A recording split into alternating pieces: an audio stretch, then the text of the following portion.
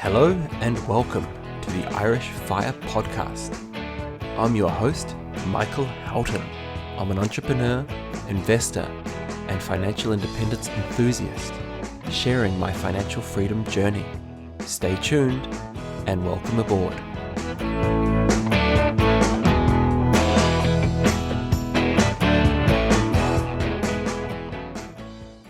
It has been a fantastic year for guests on the podcast. I think it really is one of those situations where when you start networking with people, they introduce you to other people and they kind of get a bit of a snowball effect that way. So I was fortunate enough to be introduced to Ken, who has a blog that I was well aware of, being The Humble Penny. Ken is one of those guys that you get on the phone and you suddenly just feel this energy. And it's just great. And with him and I on a phone call, there was a buzzload of energy going around, and we were feeding off each other very, very nicely. He really is an inspiration, Ken, what he's done and his story. He effectively became financially independent at 34, which has to be some sort of world record. But yeah, just what he's done in regards to, I guess, teaching people what he's actually achieved and what he's learnt in such a simple way. I love how simple he is able just to explain stuff. It was great to interview. He really answered some tough questions and seemed happy to get some of the tough questions, which I tend to like to do, right? So I try to ask questions which I know myself that I'm curious to know and also relate back to my own experiences. I've always kind of said that this podcast is about my own story and you guys trying to learn from that story as much as possible. So I'm going to stop talking now and jump straight over to the interview. And as always, if you have any questions on any of this stuff, reach out to me at michael@firepodcast.ie. So Ken from The Humble Penny, I am absolutely honoured and delighted to have you on the show. How are you doing? Great. No, thank you for having me. I'm honoured to be here. So thanks for having me. For those few listeners who probably aren't aware of your blog and your story, would you mind just giving a quick kind of, recap of how you managed to, become financially independent at the age of 34? Oh, gosh. So we start, when I say we, I'm talking about me and my wife, Mary. So we started this journey together back in 2009. It took us around a decade to actually become FI, which is quite quick relative to a lot of people, and it's also quite a long time compared to some people. So it's a decent time horizon for us. And the journey for us has been really around essentially creating a radically different life for ourselves compared to our parents and the way they did their lives. So we really wanted to essentially focus on family life. It's been our biggest thing. I've never really had the idea of actually quitting and doing nothing, i.e. kind of early retire and do nothing. I've always had this idea of wanting to do my own thing because I come from a very entrepreneurial family. I'm actually the only one in my family who had a conventional job up until April this year when I actually took the leap to kind of run my own thing full time. The dream had always been, look, we had a 10-year plan, Mary and I would love to one day get to a point where work became optional, conventional work. The need for me to shuttle into the city and the need for Mary, my wife, to do a traditional job became optional. But we needed various pathways in which we could try and do that. So we started off investing in property. So we've got some property assets within our net worth that really help us and play a role in contributing to our kind of regular income and so on. That was the kind of thing we started off because I actually met my wife, funny enough, at a property investing seminar. This is where we started our journey. And we met there and became really good friends eventually and started going out. And after we met in October 2009, by December 2010, we got engaged and got married in August 2011. The life journey really kicked off. And so we started to explore different pathways. So one of the bigger levers for us was the career optimization pathway. So I rapidly rose in my career path. And obviously tied to that was income potential and so on. I started making 6 figures before I was 30 years old. For those who might not know, I basically my career has been in finance within the investment management area. So I've got a 12-year experience of working in asset management, essentially investment management, working for basically a lot of the companies that create what we buy today as, within our ISAs and so on. And my career essentially took off, and I did, with that, I kept challenging myself for more income, all the time. There's no year that my income didn't rise by 10, 15, 20 grand. And at the height of it, I worked as a chief financial officer for a venture capital firm where I had equity within the business. I had a really good income, and I had bonuses, because I'd negotiated all those things because I kind of understood what I wanted, because I knew career optimization was one of the levers that I had, or rather that we had, on this pathway towards us really being able to do whatever we wanted to do. So what that meant was, parallel to career optimization, we were also lifestyle optimization. So we were changing a great deal about our lives in terms of cost base. So our expenses were dropping rapidly. And parallel to that, we were putting some monies that were coming from our various side hustles, which I can kind of talk about here, into doing things such as overpaying on our mortgage and investing. We really took off with investing. I started investing properly in 2010. Initially kicking off with investing through buying individual stocks. We hold quite a few of those still, kind of some of the blue chips, your Amazons and your so on, Facebook and Tesla and so on. We still hold quite a few of those investments that we've picked up over the years. But we then gradually, to kind of minimize our risk over time, started to explore more passive investing as a strategy. So timing has mattered a lot for us as well, because we've been extremely fortunate, because we have pursued a multi-income strategy when it came to FI. When you listen to a lot of people talk about FI, and I try my best, if I'm honest, not to listen to a lot of people, because a lot of my life has been very unconventional and doing what we actually thought was the right thing to do, and something that was creative as well. This pathway and seeking out alternative income streams has been what has helped us accelerate this journey a lot. And what's really tied to that, actually, when you think about it, is there's something that's not often talked about a lot, which is around personal development.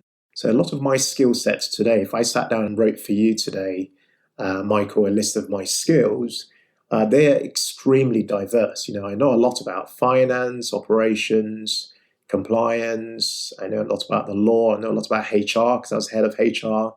I know a lot about, blogging. I know a lot about monetizing through ads. I know a lot about creating digital products.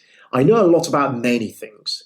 And that has come through personal development, because a lot of my journey has been about how could I create a life that's radically different to what I had started off with. Because my journey, which I haven't really talked about, was that I immigrated to the UK with nothing, zero. I moved here with my mum, my brother and my sisters. So the life I moved here with was radically different to the life I see today. And so a lot of this journey for me has been about upskilling. So building up my skill set. Secondly, building up my mindset. And thirdly, using the necessary tool sets that were needed for me and my wife to create a life that kind of worked for us. In 2017, we took off, and parallel to all these things I've been talking about, kind of building career, side hustles, we've got a number of businesses that we run as a family, nursery businesses, beauty businesses, and so on.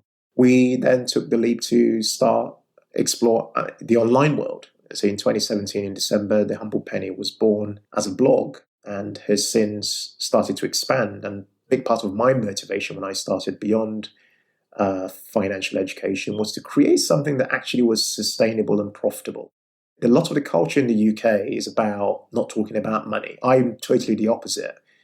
Being somebody who wasn't really born in this country, I like to talk about money a lot. And I like to talk about how you actually make money. And so the Humble Penny, a big part of what we do with that is explore real ways to make money. And so for me, I wanted to be able to actually prove, using 2 hours per day, that was the experiment for what the Humble Penny was about, that you can change the world with 2 hours per day, because I understood how compounding worked, and compounding worked with time as well. and that you could create something that could one day replace your job entirely if you wanted that to be the case. And so the humble penny became that thing for me. I thought, well, actually, what if this thing could become a thing that actually made money, but actually served thousands, tens of thousands, and even millions one day? I expect this platform to be serving millions, not just in the UK, but globally. That is my dream.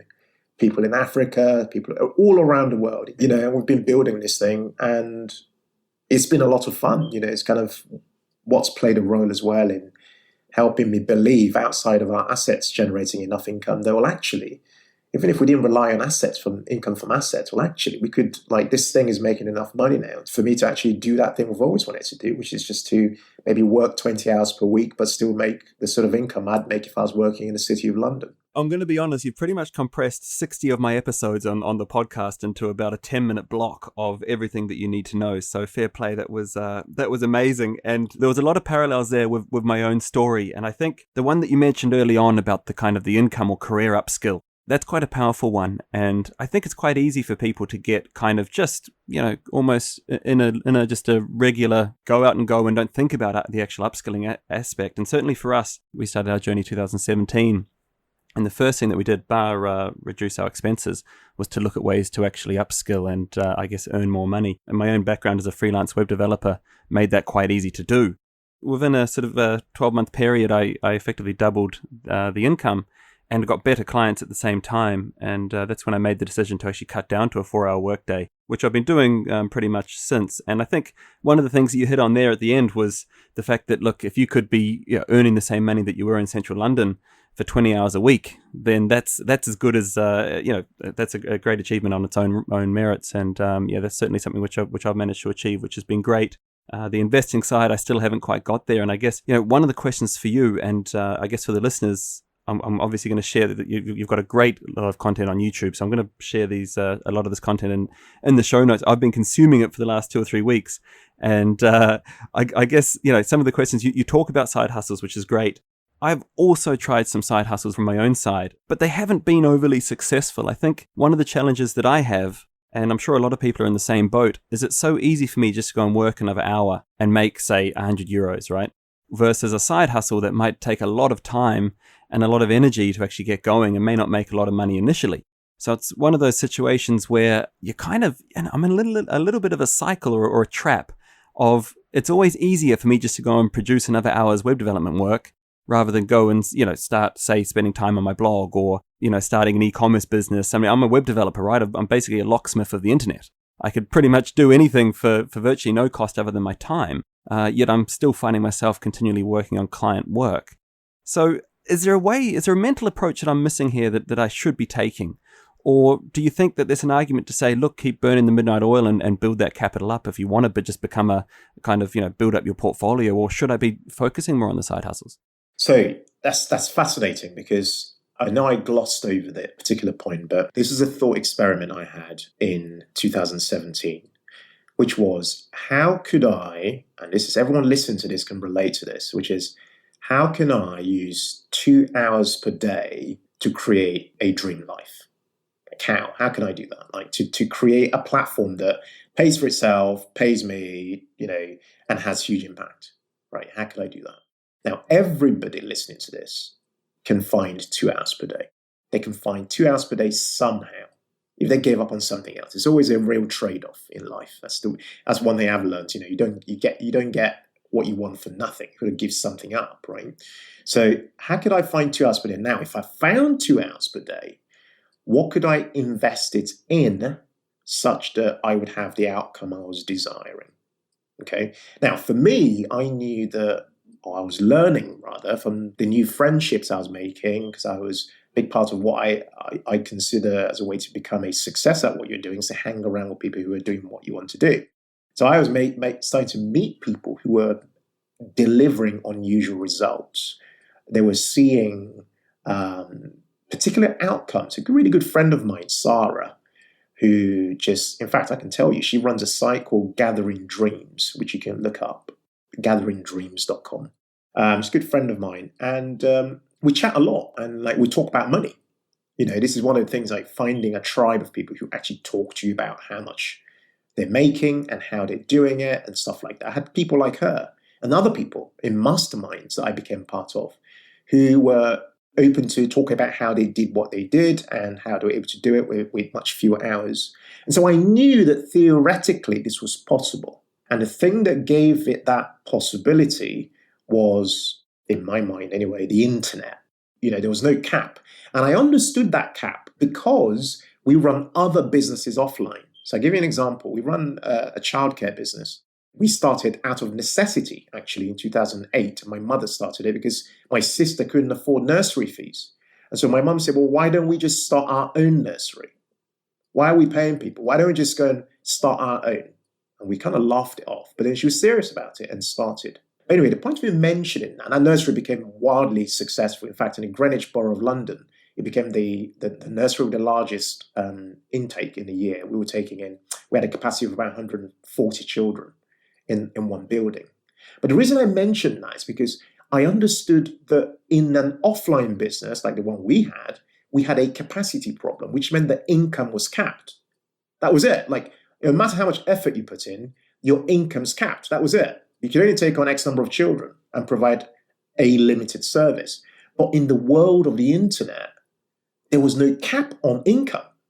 There's no possibility. If you had developed the right processes and systems and automations, then really you could actually eject yourself from the business whilst it carried on working. In fact, next month, which is August, my wife and I have got a thought experiment, and we love experiments, which is we're going to say to ourselves, we're actually going to go on a mini sabbatical for the whole month. And we're going to see if the whole business we have running will run entirely without us for an entire month, and see if it makes the same income or more, to prove that this theory is actually right. So my point to you is you've got to have a bit of an idea of where you want to apply your limited resource. That limited resource is one that everybody can relate to. So I chose the internet because I know that there's no cap. And I also knew that compounding worked with time, just as I've seen compounding work for us in the last decade with money. It works in exactly the same way with time. So if you keep chucking in 2 hours per day, 2 hours per day, 2 hours per day, before you know it, in a year or 2 or 3, you start to have a snowball effect happening, right? So I knew that, so I could actually carry on maybe doing a regular job, right? But if I really pushed my boat out, I could also have those 2 hours per day on the side hustle. And if I committed it to something that could take off, like what we're doing right now, then I could create a totally new opportunity. So my problem wasn't then, do I take my 2 hours and put it to, swap it for, my daily bread type activity? Or do I just focus those 2 hours and almost see them as non-negotiable? I always think of it as my experimental 2 hours. It's what is going to create a new opportunity. And I knew that if I could prove that opportunity was possible, then I could teach other people how to do it, because you've been through it. So, and it's interesting because I didn't know anybody else who was thinking like that, apart from the people who I'd come across within, mastermind groups and things like that, which are quite unusual for us in the UK. I don't know many people who say they're part of masterminds, but they do exist, because if you're within those groups, you can learn, you can begin to apply those ideas, and you see different results. And that's what we've been doing, which is why we're now starting to share a lot of that information. We're starting to talk about not just the mechanics of how you do it, but the mindset for how you do it. Does that make sense, Michael? Yeah, brilliant, Ken. Look, I've got a couple of follow-up questions, as you could probably guess. So, look, that's great. And look, the mastermind groups are amazing. I actually started my own one about 2 months ago, and it has been extremely rewarding just to have that kind of conversation and kind of keep yourself in check as well, which is great. But yeah, look, thank you so much for taking the time to answer that. You've given me some clear indications of what I need to be doing, and you've actually helped me answer my own question, which is great. And I guess something unique about myself, and the podcast listeners know about this, is that I'm quite open to sharing a lot of the mistakes that I've made. In fact, a lot of the feedback I get on the best episodes I release are typically ones where it's a little bit of a disaster story, but I can at least pass on, hopefully a lesson that somebody can learn without having to make the same mistake. I mean, obviously, you didn't just wake up one day and go, right, I'm going to commit this 2 hours, and the thing became an overnight success. Did you have to dig deep in terms of learning from your own failure? And it sounds to me like you maybe started experimenting and, some things worked, some things didn't. How do you get up from those lows? I mean, there must have been days there where, things just didn't work out and you had to almost start again. How do you get yourself up to keep going and to keep having that vision that this is going to work eventually? Yeah, so speaking of things that didn't work, I used to run a tuition business, for example, which I ended up selling at cost to a friend. That tuition business, in my mind, wasn't a success. It didn't become a success like I had envisioned. And because it wasn't a success, again, I saw the capacity problem that we'd faced with the childcare business, which we still run, by the way, but the tuition business, we don't. I'd say a lot of it has come from learnings, not just learnings of my own failures, but learnings of failures in my own family. I mentioned we've got an entrepreneurial family, and that family is a playground for learning when things work and when things don't. Like, we did an events business called So Beautiful we hired Excel in London, did an events business, and it barely covered its cost. We launched a magazine, my mother and my sister, when they'd started the beauty business, launched a magazine, printed it, tried to get into W.H. Smith's and so on for the Afro-Caribbean community. But we were too early, Imagine we'd launched that magazine now. It probably might have had slightly different possibility. But back then, that magazine didn't really take off. We had I think we had maybe 6 or 7 issues, but it didn't really go anywhere. In the end, it didn't make profits, but we learned from it. We'd understood the model around advertising and so on, but we learned from that. So I can probably point to many other examples of things over the last, I'd say, 10 to 15 years of either mistakes that I've made, and these are not just mistakes in business, but also in career. I've been in jobs that have just been a disaster, where I've missold a job. I've had to stick with that job and reflect and reflect and reflect and think to myself, well, what would I do differently next time? Each job I've left has never been a dream job. I've always had things that I've thought to myself, gosh, the culture in this company is horrible, or gosh, I could have had more foresight about taking on this role, and so on. And so what you find is that it's almost a culmination of many reflections on things that haven't worked out. And each time you're trying to improve upon where you've been already, and you're never quite sure that the next thing is going to be the thing that takes off. You're never really sure. You've got to go with things that, number one, match the resources you've got, and secondly, things that you've seen work elsewhere. Because in the past, I'd go and start various ventures without actually almost knowing other people who had done it as successfully as I wanted to.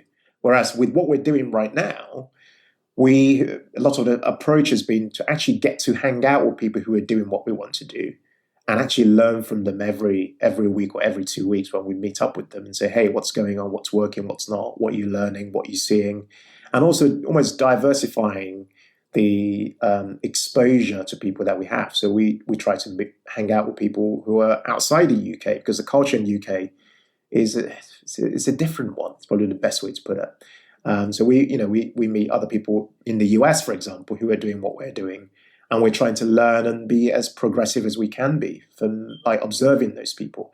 But that approach has only come about, you see, Michael, because we've had many other failures in the past, things that just haven't worked out, But each one, as you kind of have them, you reflect. And I do a lot of personal reflecting myself, a lot. I do a lot of journaling, a lot of writing.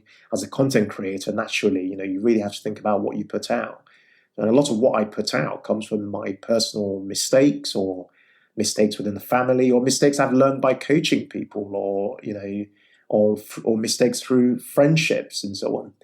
And you're always trying to apply your learning in one way, shape or form into what you're trying to do right now, or maybe what you're trying to do in the future. I really do think you've hit it on the head. It's actually, I'm thinking quite deeply as you talk about the fact that capacity is one of those things which, we don't often think about in our side hustles. And I think a lot of the thing that I was thinking about when I was approaching side hustles was just find something different. Almost try to reinvent the wheel and find something different for me, almost another way for me to earn money. But sometimes it's not as simple as that, because it's very difficult to replicate 15 years experience, for example, as a web developer, So you're almost starting from the bottom when you go and start something else. Whereas the way that you've approached it is, right, let's find something that's truly scalable, that compounds over time naturally. And I've seen that from my own podcast firsthand. I'll often get an email from somebody, hey, I'm on episode 5 of your podcast. And that was something that I wrote 12 months ago. or released 12 months ago. So I know exactly what you mean, and I know that how that can actually happen. And I think the great thing with you, Ken, is you've had that 10 or so years to actually see it. My journey is only 2 or 3 years in. You've got that extra time. It's wonderful. It's almost like seeing myself in the future to a large degree, which is amazing. So, yeah, again, thank you so much for sharing this. And I guess you really do put yourself out there, and your wife Mary as well. And I think it's great that you guys are on the same page. The fact that you met at effectively an investing conference was fantastic. So I mean, fair play, and it is a huge thing. I mean, my wife's certainly on board, and as are my children as well on all of this stuff.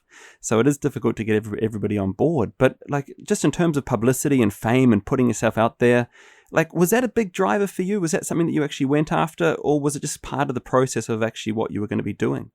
So this is a fabulous question, actually, because I'll tell you why. So I grew up, Michael, being called shy a lot. So I'm naturally introverted. I actually do not like any form of publicity naturally. But you see, the thing is, we live in a very different age where the personal brand is becoming more important.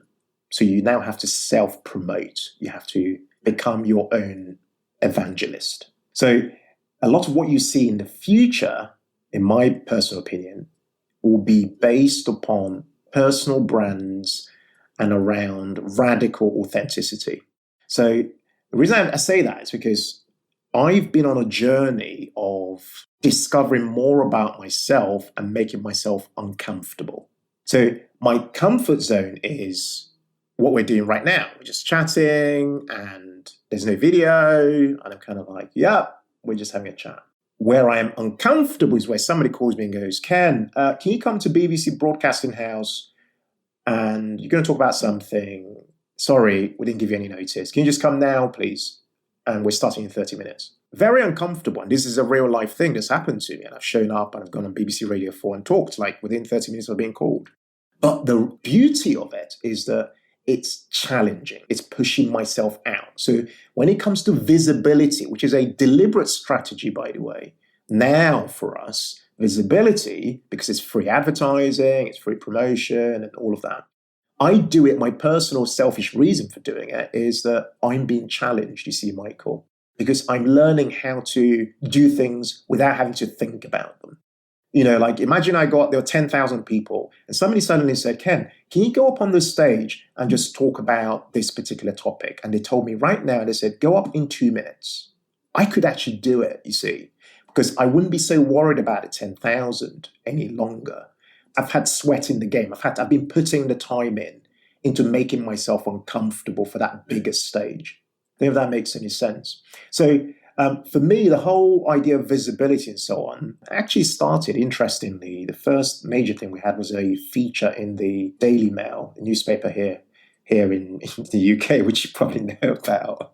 They called us up. They called up a guy who you know called the Escape Artist. His real name Barney Whiter, who's a really good friend of mine. And Barney called me up and said, "Hey Ken, do you want to answer some questions?" They asked him for somebody else who's interested in the FIRE movement and things. Do you want to just give them some thoughts and stuff?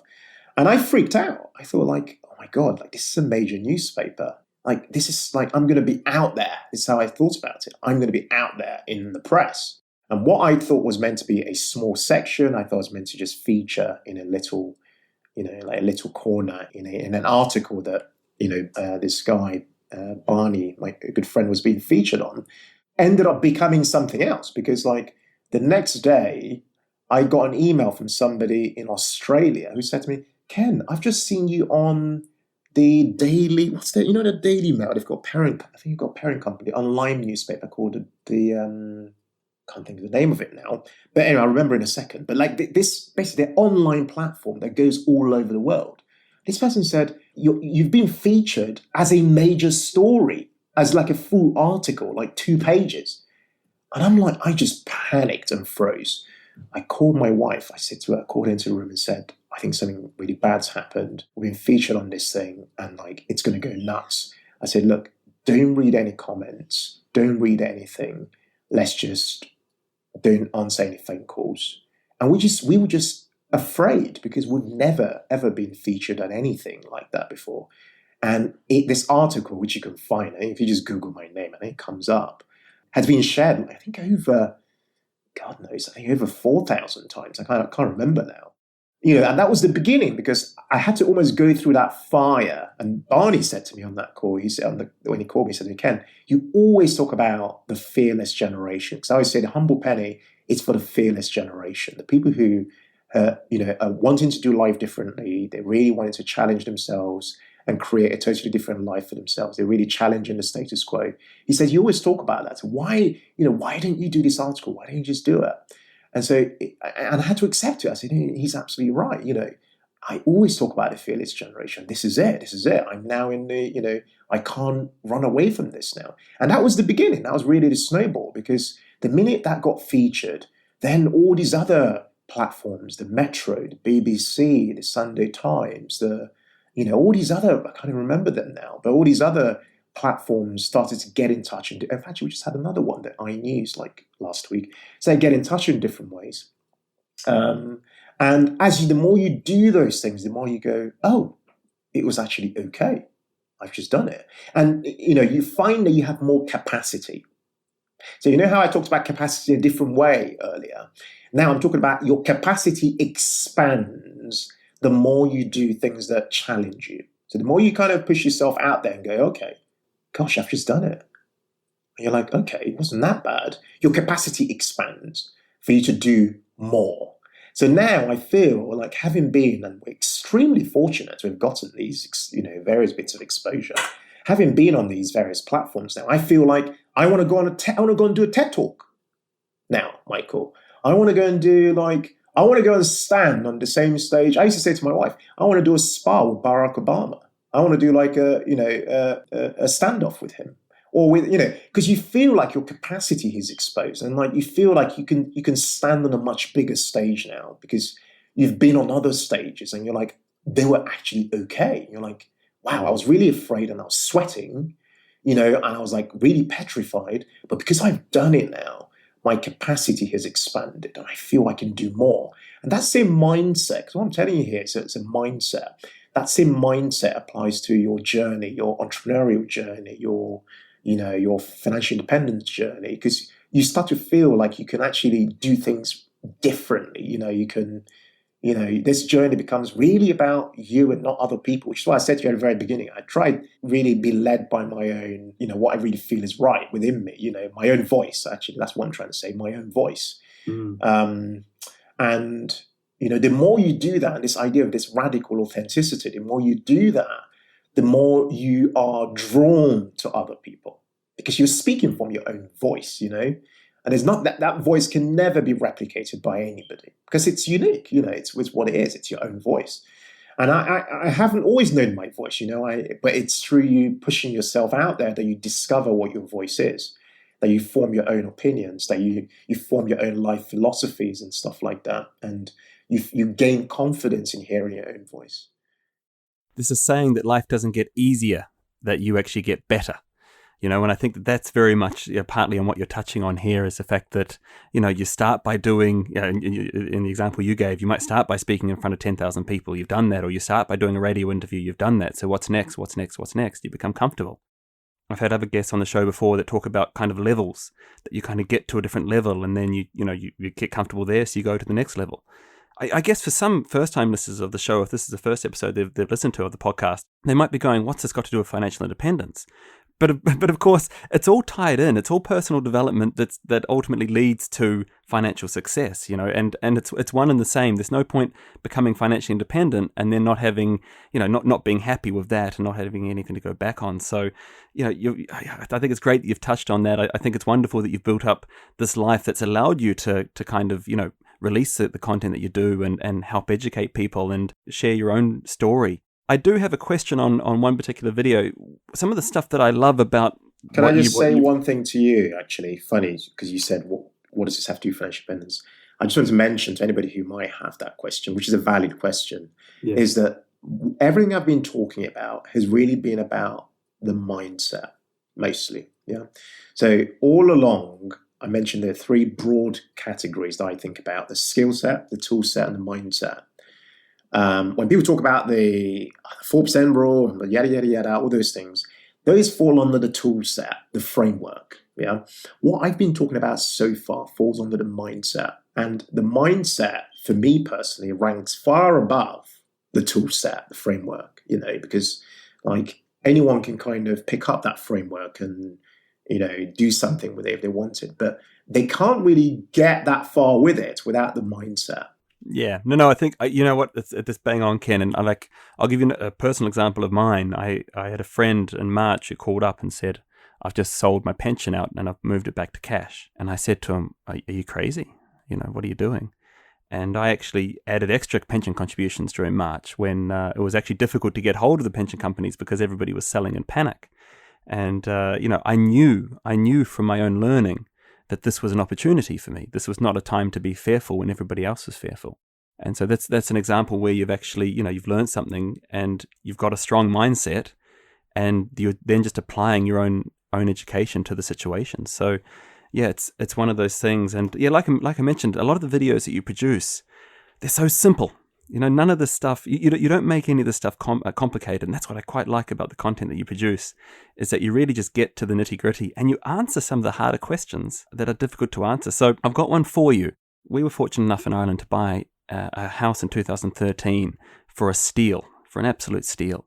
And we've recently just put another offer in on a slightly bigger house, not too much bigger, but we've been able to negotiate with the banks to not sell our current house and use the equity that we saved up basically to buy the new home, and we're now in a position to rent out our current home, right? So we're moving into become property managers, I guess, which is an exciting journey for us from that point of view. And my wife and I, my wife doesn't always understand investing and numbers and so on, but she's amazing at looking at houses, and she can see straight through an auctioneer and tell if they're lying or if they're telling the truth. And she's able to find a good deal from a bad one, which is great. And we enjoyed looking at houses. And I know that you often mention about kind of paying down your mortgage and so on. And, Robert Kiyosaki, Rich Dad, Poor Dad, will always talk about, your house isn't an asset. And, I always bought into that until I was able to actually use the equity from my home to buy an investment property. And then I kind of thought, well, hang on, if it's not an asset, what is it? When it comes to kind of that whole sort of, is your house an asset, pay down your mortgage versus not? And I know it depends on your situation, but is there any general advice that you would give people? And did you see your own property as an asset when you were kind of accumulating wealth? That's a good question. So my house is an asset, partly because it actually makes us a lot of money, interestingly. I've got a studio at the back of the house and all our content's created here. So that's one perspective. But my personal view of what kind of motivation for paying off the mortgage and so on was more the optionality for what it gave you. Yeah. So the fact that I could, if I really wanted, I wouldn't have to worry so much about, it removed that fear, I don't know how to explain it. It removed that worry that, in the worst case scenario, well, actually, you've got some security for your family. But the optionality it gave was, well, actually, a lot of what I remember my dad, with all the time, would get very frustrated about his work. And he would say, well, actually, I need to go to work because I need to pay the mortgage. And a lot of my growing up, I'd heard that so much. I thought to myself, gosh, is that really what this life's about? You're just working, and all you're doing is just paying the mortgage. And so I always thought to myself, well, what if you could take that off the table and just say, well, actually, this is not my concern any longer. Like, I've done it, I've paid it off, and okay, you've got a great house. But the optionality it gave was then to say, well, actually, do I still need to work 5 days a week? Could I, if I wanted, reduce? And this is what people should be thinking. Another way to think about it: could I maybe work 3 days a week and commit 2 days towards my side hustle or business, a passion project, something I've always wanted to do? So I look at you paying off your home as complete asset. That's my personal perspective. But on top of that, we just happen to be fortunate enough that this house actually generates us good income, because we bought a house that we were just fortunate enough anyway that we had an outer building, and that building is a studio, and we use every part of this house really to do creative things, and those creative things earn us an income. So from that perspective, ordinarily this house generates an income whilst not having a mortgage on it. But yeah, anyway, my view is if you're listening to this and you're asking yourself, should I pay off my mortgage? My recommendation is yes. Straight up. It gives you so much more possibilities than you can ever really imagine. And we've never regretted it. We've never looked back and gone, oh yeah, was that a smart decision to make? Of course it's a smart decision. We're mortgage free. The life we've got now is only possible. I say only possible. A big part of that possibility is that we can lock this door, we can lock up and go, okay, we're going to disappear off for quite some time and come back. We'll always have our home. That's just the way we see it because we're a family, because of our circumstances. We're a married couple with 2 children. And we always wanted a home we could call a family home. And at the same time, a place where we can work and operate from. And so for us, it's worked out really well. And my advice to people who are family members and friends is if you can pay off your mortgage, pay it off early if you can. Even if interest rates are low, still pay off your mortgage early. I think you've hit it on the head in the sense of it gives you options. And we certainly saw that ourselves because we had such a low mortgage. It eventually gives you options, whether we release equity to buy another investment property or we, I don't have the pressure. I could move down to part-time knowing that the mortgage repayment was so low. There was no pressure. I know my mother-in-law used to come and she goes, won't it be great when your mortgage is paid off? And I looked at her and I said, well, to be honest, my mortgage is less than my electricity bill. So I'm not really too worried about my mortgage at this point, and she kind of look at me funny. But that was a nice thing to have. And I lived in Australia. When I lived in Australia, I bought an apartment there and the mortgage stress was awful. Right? Like the high mortgage thing, 50% of our income going to the mortgage. It was a horrible way to live your life. And now about less than 10% of our money goes to our mortgage. So it's a much nicer situation to be in, Can I throw something out there? What's even more exciting? How about using your home as a place to make enough income to completely replace your mortgage payment?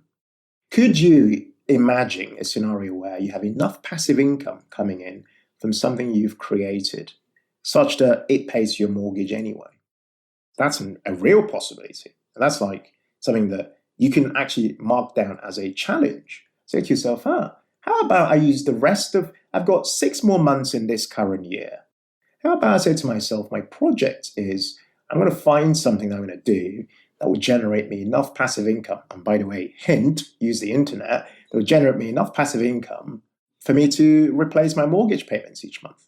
It's not going to appeal to everybody, but I kind of like these challenges because these are the sort of things that when I talk about financial independence and accelerating the journey and doing things differently, this is the kind of stuff you want to be doing.